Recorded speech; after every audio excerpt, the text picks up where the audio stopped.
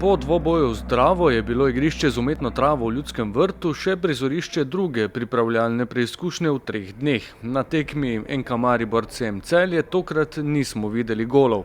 Za višjo raven tekmovalnosti pa je manjkalo odločnosti in želje po aktivnejši igri gostujoče strani. V celjskem strokovnem štabu so po tekmi priznali, da so v Maribor prišli z namenom, da ohranijo mrežo nedotaknjeno. In v takšnem slogu so tudi delovali na igrišču. 300 prezeblih gledalcev je tako spremljalo podjetnejšo predstavo ekipe v vijoličastem. Vratarja Pridigar in Radan bi ob poročilu s prvenstvene tekme ostala neocenjena. Na drugi strani pa je bil pri prebijanju celjskega obrambnega bloka najaktivnejši Dejan Mezga.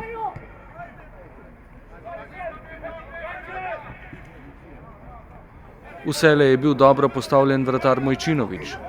Ob prostem strelu, a tudi pri najnevarnejši akciji iz 29. minute,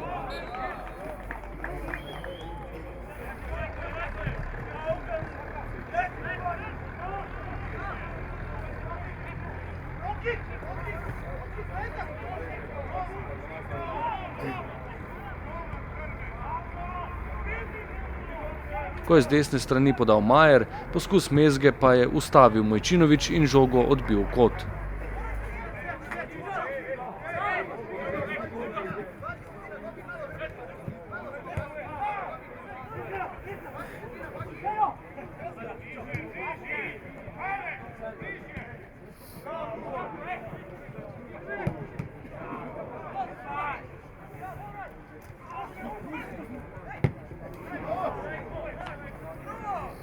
Med odmorom so gostje opravili le eno menjavo, preostale nato v končnici.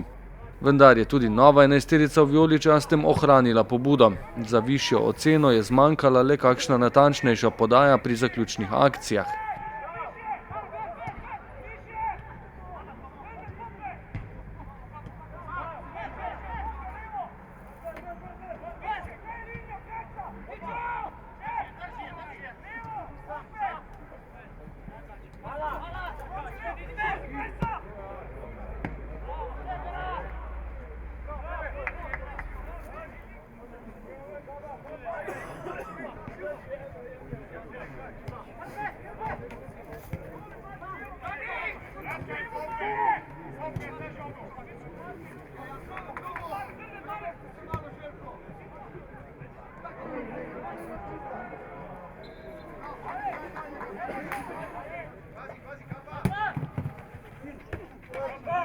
Zgodila se je tudi manjša nesreča s kapetanom. Namesto domov se je Marko Tavares po tekmi s stadiona napotil v bolnišnico. Med akcijo v prvem polčasu je namreč dobil močan udarec v glavo in v izogib morebitnim resnejšim težavam ga je medicinska služba odpeljala na pregled.